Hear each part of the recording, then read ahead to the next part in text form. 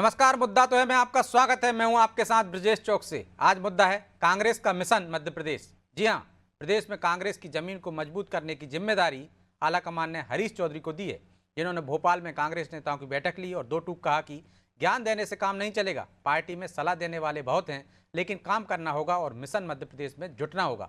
तो PCC chief Jitu Patwari ने नसीहत दी है कि बिना सोचे समझे कुछ भी ना बोला जाए। वहीं कांग्रेस के मिशन पर बीजेपी तंज कस रही है, लेकिन चौधरी और जीतू की नसीहत ने कुछ सवाल भी खड़े कर दिए। उन सवाल को भी हम उठाएंगे, लेकिन उससे पहले देखिए ये रिपोर्ट।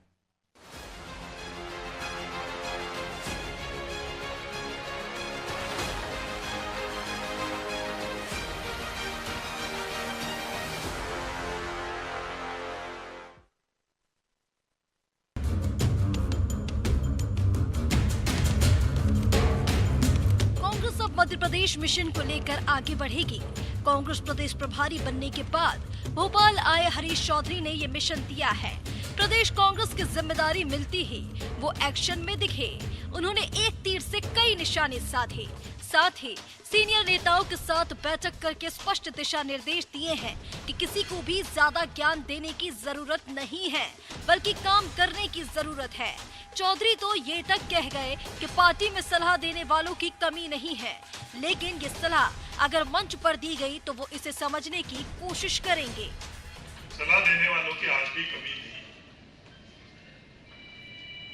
और जो कोई भी अपनी बात भावना मंच के माध्यम से रख रहा है मेरी उपस्थिति में, तो ये मानकर चलो कि उनको मैं समझ नहीं पा रहा हूं, उनको मैं समय नहीं दे पा रहा हूं, वो मेरे से सहमत नहीं। तो फिर मंच के माध्यम से आप लोगों की उपस्थिति में वो मुझे कुछ समझाना चाह रहे हैं, मुझे कुछ सलाह देना चाह रहे हैं।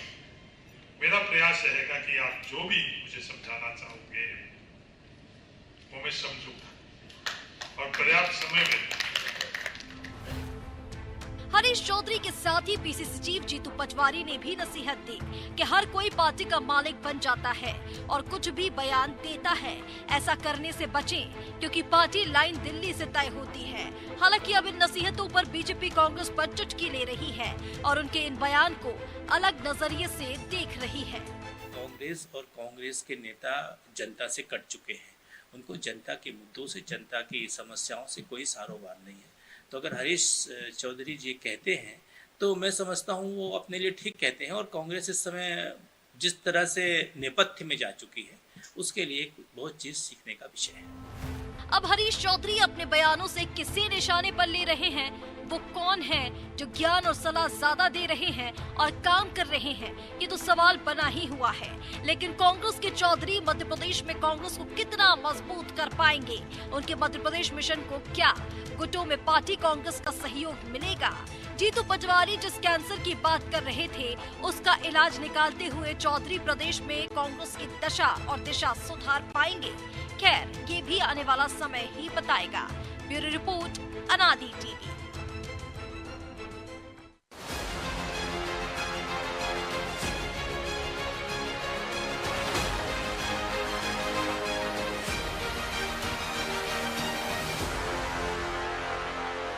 चर्चा शुरू करते हैं और चर्चा में हमारे साथ मौजूद हैं बीजेपी प्रवक्ता मंजरी जैन, कांग्रेस प्रवक्ता राहुल राज और हमारे सहयोगी प्रभु पटेरिया। मंजरी जी, राहुल जी, बहुत बहुत स्वागत है आपका। और शुरुआत राहुल जी आपसे ही करते हैं। आप तो मौजूद होंगे उस बैठक में हरीश चौधरी जी वाली में। उन्होंने दो बातें कही हैं कि मुझसे दिल्ली में आकर अलग अलग मिलने की ज़रूरत नहीं है, ज्ञान देने वाले बहुत हैं, काम कम करने वाले कौन हैं। तो किस पर निशाना साध गए? क्योंकि दिल्ली में तो जीतू पटवारी और उमंग सिंगार अलग अलग मिले थे, और ज्ञान उसी मंच पर कुछ नेताओं ने दिया है, जिनमें पूर्व मंत्री भी शामिल थे।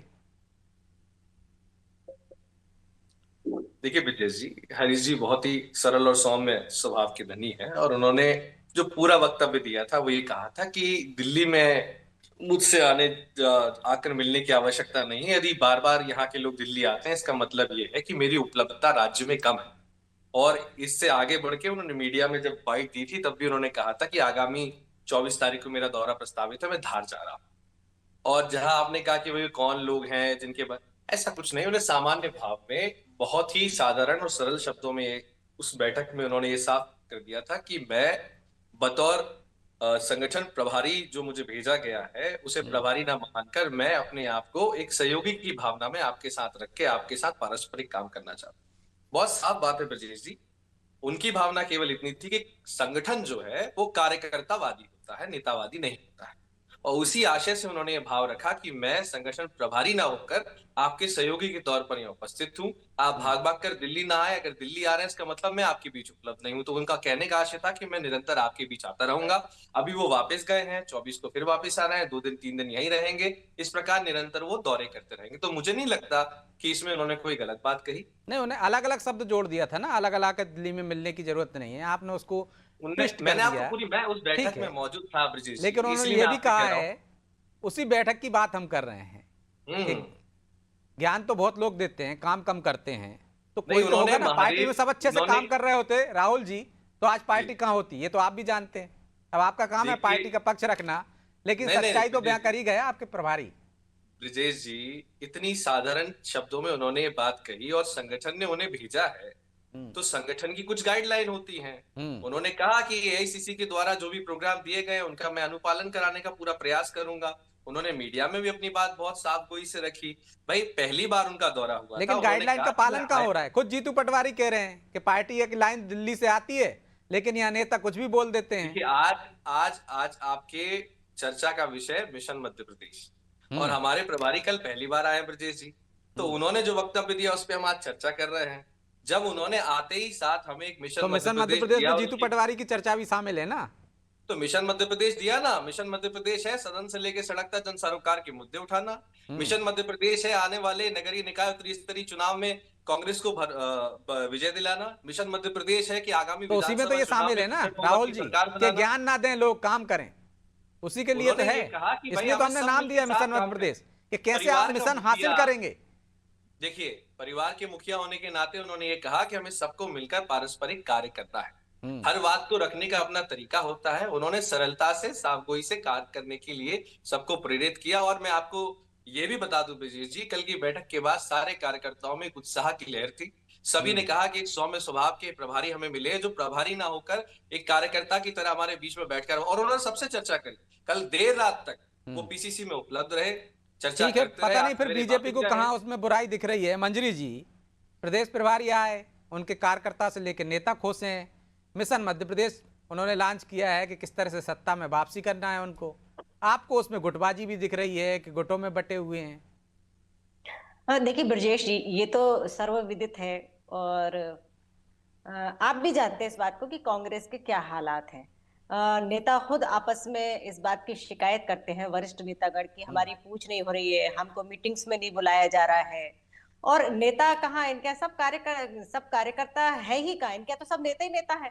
और इनके जो प्रदेश अध्यक्ष हैं उनको भी कहाँ जनता के बीच में या कार्यकर्ताओं के बीच में बैठने की फुर्सत है। वो सिर्फ ट्विटर पर एक ट्वीट लिख देते हैं और उनकी पूरे दिन भर की चर्चा होके राजनीतिक चर्चाएं बनी रहते, चर्चा में बने रहते हैं। अरे वहाँ वाटर कैनन से वो पानी की बौछारें खा रहे हैं, डंडे खा रहे हैं, सड़क पर दिख रहे हैं, इतना तो मत बोलीजिए। अरे ब्रजेश जी, देखिए अब तो दिखने लगा है ना मंजरी जी। मिशन मृग तृष्णा है ब्रजेश जी, मिशन मृग तृष्णा है, जो सपना दिखता कुछ है और होता कुछ है। तो ये कुछ करने वाले सपने की बात नहीं है ना। सड़क पर यदि कोई नेता दिखेगा तो बोलना ही पड़ेगा ना, उसको एकदम से नहीं झुटला सकते हो ना आप कि जीतू पटवारी सड़क पर नहीं दिख रहा है। सिर्फ चर्चा में बने रहने के लिए। और सरकार यदि अच्छा काम कर रही है तो उसमें कैसे रोड़े अटकाए जाएं, क्योंकि खुद ने तो कुछ किया नहीं है। 70 साल आप 60 से 70 साल आप रहे हैं सरकार में और आपने कुछ किया नहीं। जनता आपसे जवाब कैसे मांगेगी? जब जवाब मांगेगी तो आप उनको ये भूल भुलैया में कुछ तो किया होगा ना कि देश यहाँ तक पहुंच गया। एकदम सिरे से नकार नहीं सकते ना कि 70 साल में कुछ ही नहीं किया और साल भी बढ़ा दिया आपने। ब्रजेश जी, भारतीय जनता पार्टी की अगर हम मध्य प्रदेश की बात करें तो 20 साल ले लीजिए, और यदि हम केंद्र की बात करें तो 10 साल ले लीजिए, और इनके 50-60 साल ले लीजिए। अब दोनों की तुलना कर लीजिए कि किस गति से काम हुआ। कि भ्रष्टाचार में इनका मिशन क्या होता है कि पहले मिशन सत्ता हथियाओ, जनता को बहलाओ और फिर भ्रष्टाचार में डूब जाओ। ये इनका काम रहा है। इन्होंने तो भ्रष्टाचार का बीज तो बोने वाले यही रहे ना। आज उनको सफाया करने का काम कौन कर रहा है? भारतीय जनता पार्टी की सरकार कर रही है। वो आप अपनी पार्टी में ले आती है तो सफाया हो जाता है एक तरह से।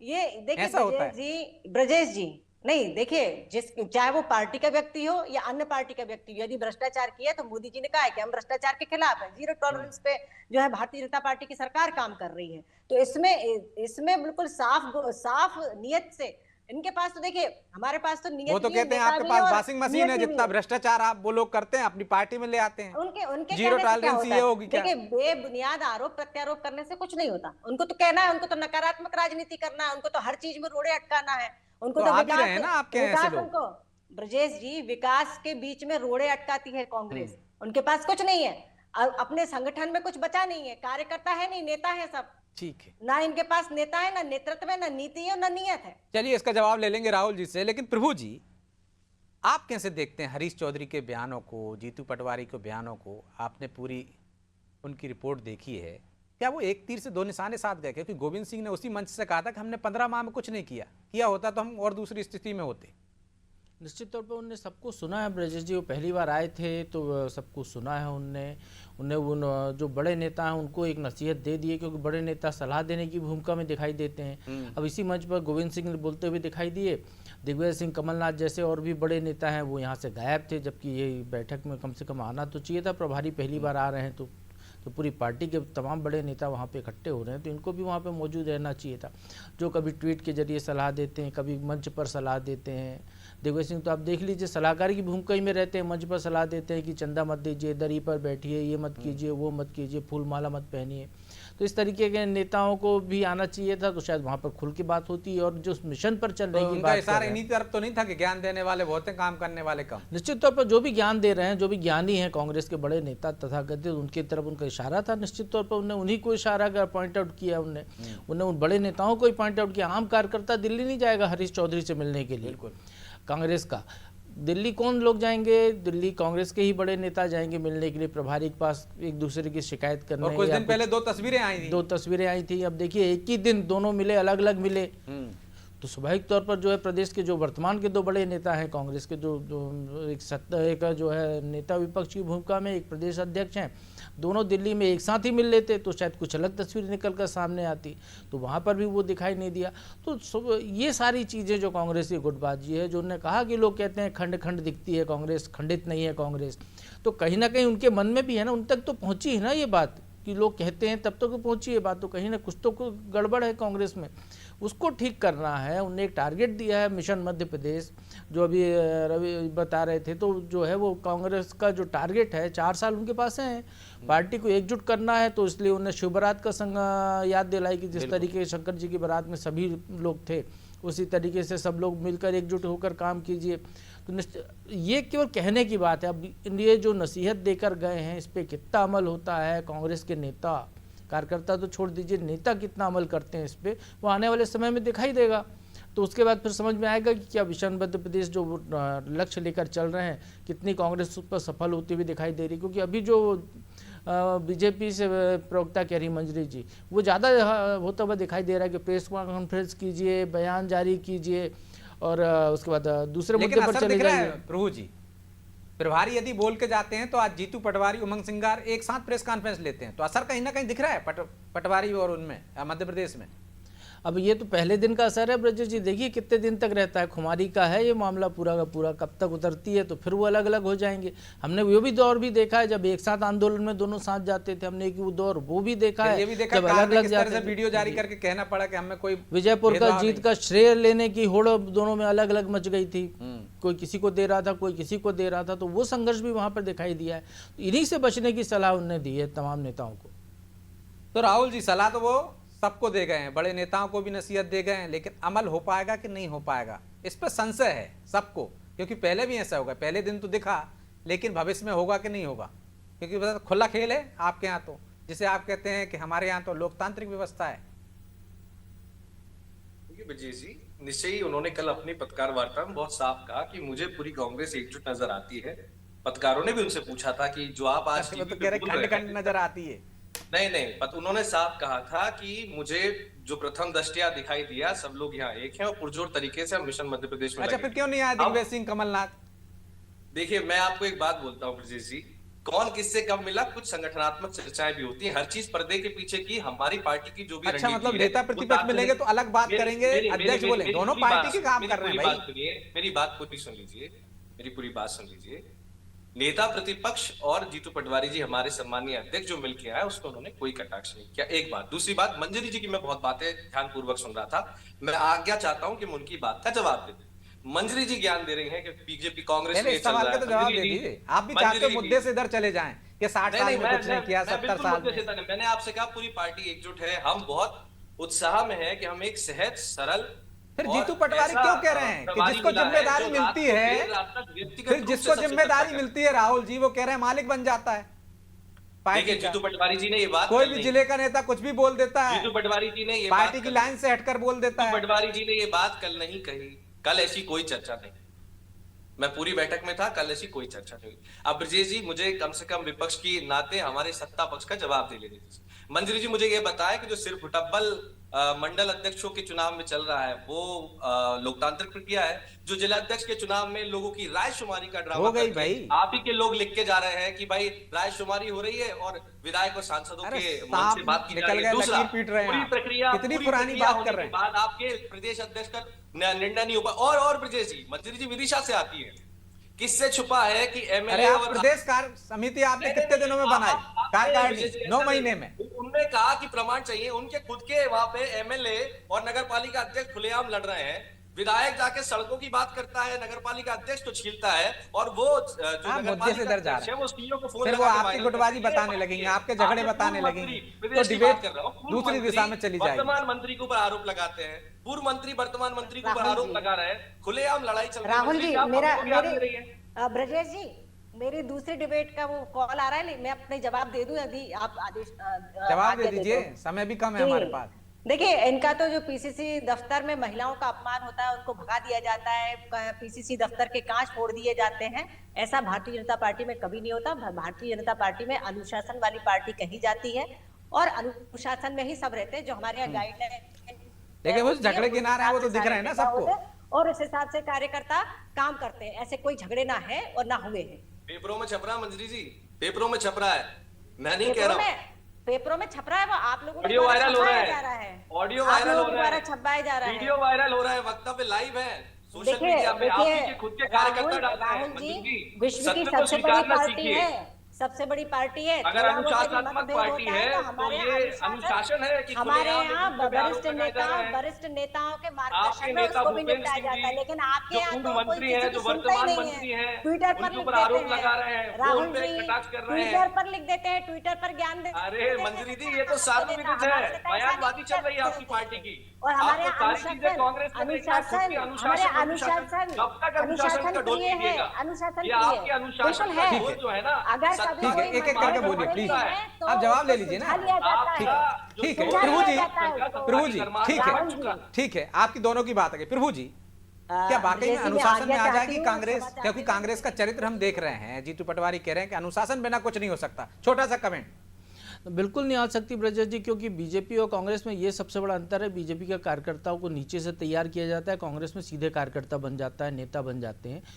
वो जो बात हो रही है, बीजेपी में वार्ड के चुनाव तो हो रहे हैं, नीचे से मंडल तक के चुनाव तो हो रहे हैं, कांग्रेस में कहाँ चुनाव होते हुए आपको दिखाई दिए, ये बता दीजिए। तो वहाँ पर जब ऊपर से पैराशूट लैंडिंग होगी, बड़े नेताओं के समर्थक आएंगे, तो निश्चित तौर पर वहाँ पर गुटों में बटेगी और झगड़े होंगे।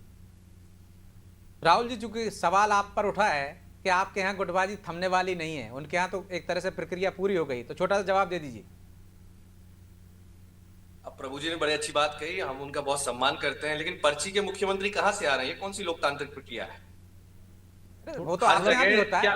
क्या विधायकों की मंशा से आपके यहाँ भी ऐसी नियुक्तियां होती हैं? अच्छा ये बता दीजिए राहुल जी, उनने पर्ची से बनाया, आपका नंबर आएगा तो आप कैसे बनाएंगे?